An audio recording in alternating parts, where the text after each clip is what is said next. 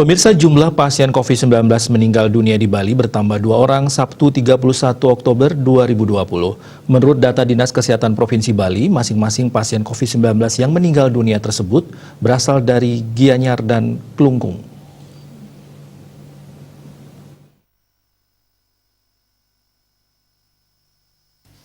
Menurut data, keduanya sama-sama berusia 60 tahun, sementara dari jenis kelaminnya satu orang perempuan dan satunya laki-laki. Pasien perempuan yang meninggal merupakan warga Gianyar. Pasien berusia 60 tahun ini masuk ke RSUD Sanjiwani pada 18 Oktober 2020. Pasien yang juga memiliki komorbid hipertensi ini meninggal dunia 27 Oktober 2020. Pasien meninggal dari Klungkung laki-laki berusia 60 tahun.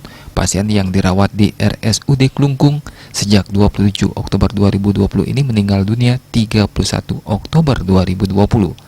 Pasien memiliki komorbid gagal ginjal. Kumulatif korban jiwa COVID-19 Bali mencapai 387 orang. Rinciannya 385 WNI dan 2 WNA. Rindra Devita, Bali.